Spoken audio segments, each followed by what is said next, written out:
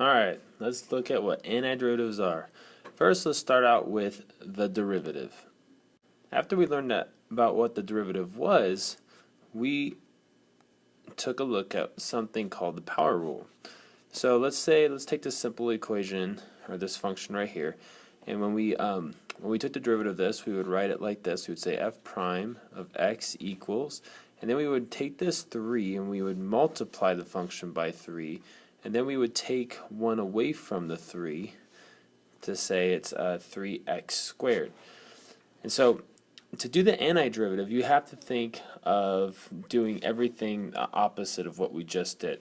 So before we look at that, like what the opposite looks like, let's break this down even more and kind of make it abstract. So if we had x to the n power, how would we do that power rule? Well, we would drop the n so that it's multiplying to the x, and then we would take 1 away from the n. And so this right here is our power rule. So we're going to look at the antiderivative in terms of that and try to do the exact opposite of what that says. And so what happens when we're asked to take the antiderivative is we're given a function of x. Let's go ahead and start with x to the third power, just like last time. But this time we're going to do the opposite. So before, what we did is we would multiply the function by the exponent, and then we would take 1 away from the exponent. Well, this time, instead, we're going to add 1 to the exponent. We're going to do that first. Remember, complete opposite. So we're going to add 1 to the exponent. So we added 1 to the 3. And now, instead of multiplying it, we're going to divide. So now we're going to divide by 4. And this, they would call it as, they would label it as a capital F. So this is the antiderivative of a function, which I always thought was kind of weird that they would use a capital F, but I mean it makes sense in a lot of cases. What kind of helps me is I guess I think of the capital F as the biggest one, I guess, and then it goes to F, and then it goes to F prime. I don't know. That's kind of helps me. And then of course we can go F double prime. So it's weird though because we always start right here. Now this is only true if we can take the derivative of it and it would get back to where we started from. And so let's check that out.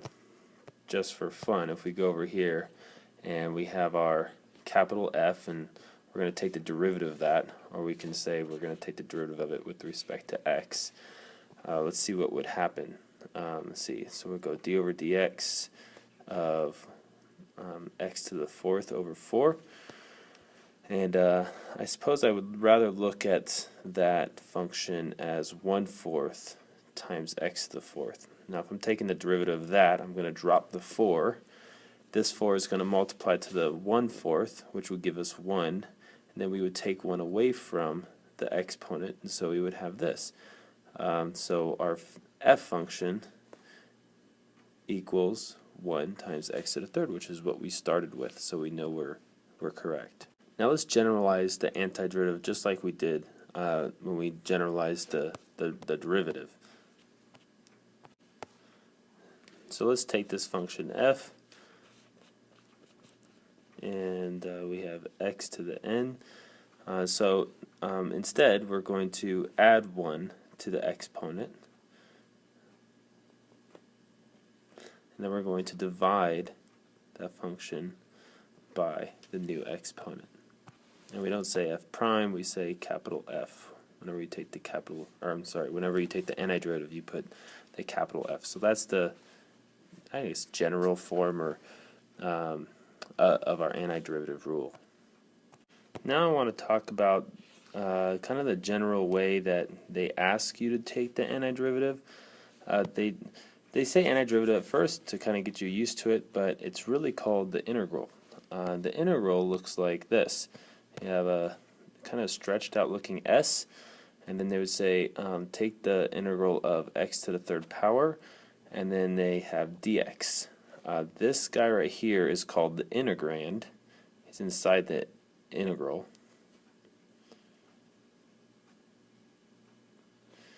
And the dx right there is telling us what the independent variable is. Up here, when we're taking the derivative, actually, I guess I erased it. Whenever we take the derivative of something, we say we're going to take the derivative with respect to x, and that x is the independent variable of whatever function it is that we're taking the derivative of. So that's simply the meaning of that. But that symbol actually becomes quite important later on to help us keep track of our work. And we know the integral of this because we already did it just above. It's x to the fourth over 4. Now what I didn't mention before is whenever we take the integral, you also have to add an arbitrary constant. And the reason why we have to do that is because if we were to take the derivative of this, that constant would actually just go away when we take the derivative of it. So we don't know if there was a constant there or not, which is why we call this an indefinite integral. And we're going to look at some examples later where we will have to find that c. But just to fix our power rule now, we should actually have a plus c right here, because that takes into account that we could have a constant there. That constant could be 0, it could be 5, whatever. But if we do have a constant there, it doesn't matter, because when we take the derivative of it, the constant goes away and we get back to where we started. Here we have the notation that they give to us in the book, just so you're familiar with seeing how it looks inside the book, not just from what I'm writing. They kind of formulatize it too, so if you're studying for yourself. Anyways, when you take the integral of f of x dx, you get capital F of x plus a c, and the c is your constant. Now if this is true, then you could take the derivative of f and you would get back to, well, capital F, and you would get back to lowercase f.